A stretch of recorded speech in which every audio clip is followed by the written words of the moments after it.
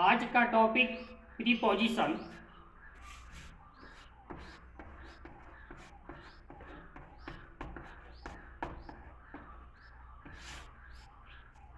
Preposition जानने से पहले जानकारी लेंगे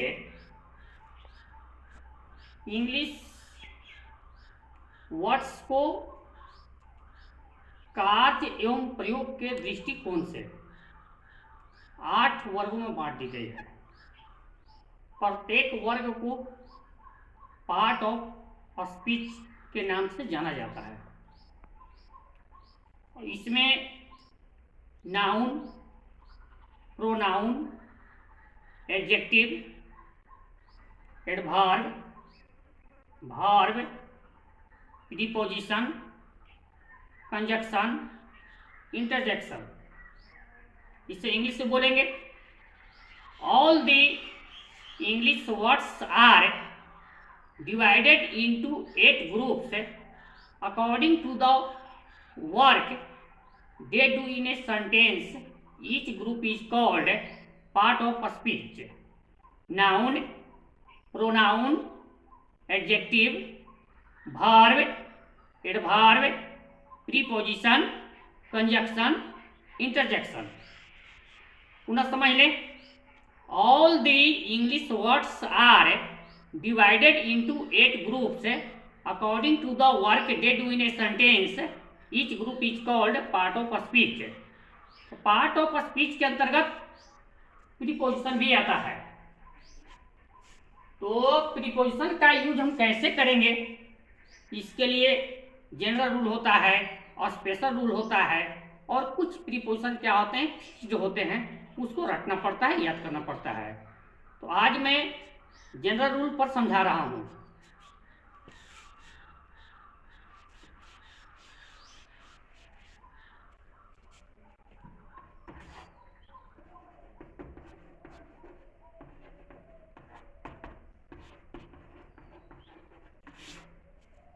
विद और फ्रॉम का प्रयोग दोनों का अर्थ से होता है, दोनों का अर्थ से होता है, परंतु प्रयोग में अंतर है।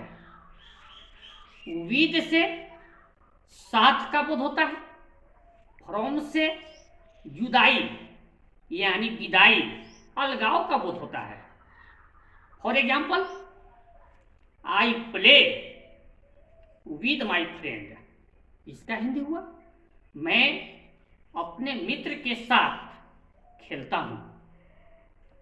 आगे, Ram has come from America, Ram America से आया है, तो अमेरिका से विदाई हो गया।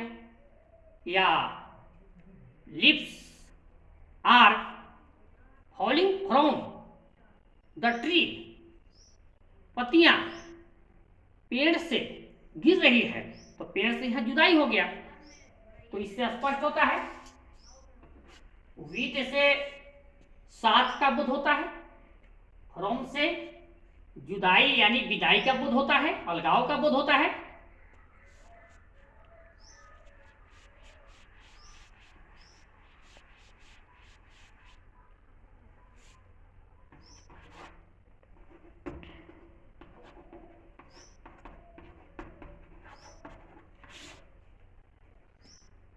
इन और इनटू का प्रयोग दोनों का अर्थ में होता है, दोनों का अर्थ में होता है, इसमें भी प्रयोग में अंतर है।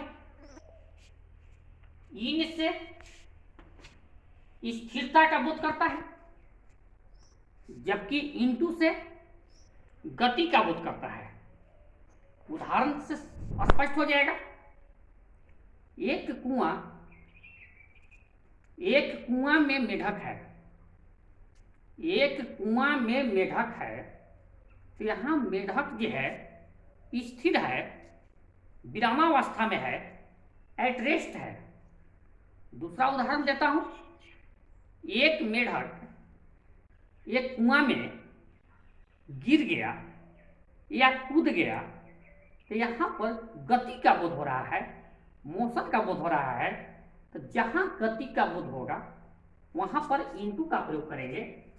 जहां विरामावस्था का बोध होगा वहां पर इन का प्रयोग करेंगे।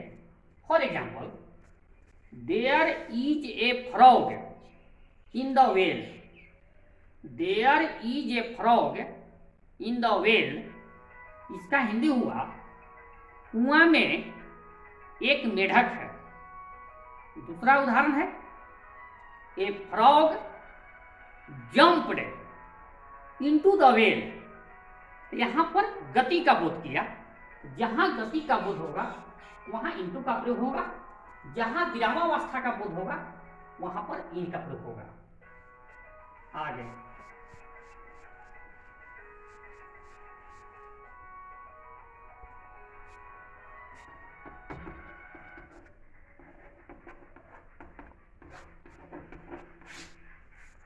सिंस और फॉर का प्रयोग दोनों का अर्थ से होता है। इसमें भी प्रयोग में अंतर है। हिंदी तो सेम हुआ, दोनों का अर्थ से हुआ, प्रयोग में अंतर है। जहां पर निश्चित समय का बोध हो यानी पॉइंट ऑफ टाइम हो वहां पर सिंस का प्रयोग किया जाएगा। जहां पर अनिश्चित समय का बोध हो यानी पीरियड ऑफ टाइम का बोध हो वहां पर फॉर का प्रयोग होगा। For example, it has been raining since morning. सुबह से वर्षा हो रही है। आगे, it has been raining for 5 hours. 5 घंटे से वर्षा हो रही है। तो यहां पर सुबह से निश्चित समय का बोध किया तो सिंस का प्रयोग हो गया। 5 घंटे से अनिश्चित समय का बोध किया तो फॉर का प्रयोग हो गया।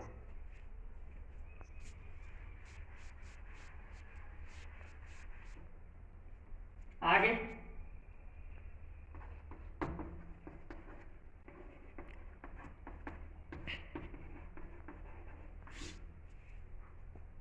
सिंस और फ्रॉम का प्रयोग दोनों का अर्थ से होता है।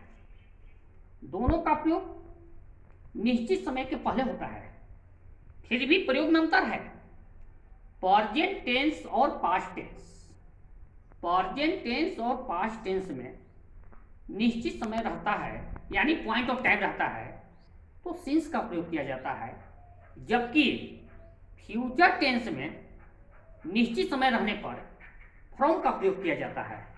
याद रखना है कि अगर सेंटेंस फ्यूचर टेंस में हो और निश्चित समय हो तो वहां पर फ्रॉम का प्रयोग करेंगे। अगर सेंटेंस प्रेजेंट टेंस या पास्ट टेंस में हो और निश्चित समय का बोध करता हो तो वहां पर सिंस का प्रयोग करेंगे। For example, I shall be present from Monday. इसका हिंदी हुआ मैं सोमवार से उपस्थित रहूंगा। फ्यूचर टेंस का बोध कर रहा है। यहां पर निश्चित समय है तो फ्रॉम का प्रयोग हो गया। दूसरा, Ram has been ill. Ram has been ill since Monday. Ram सोमवार से बीमार है।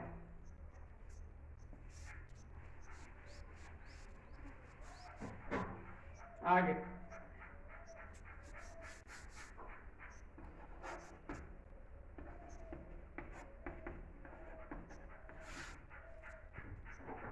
एट और ऑन का प्रयोग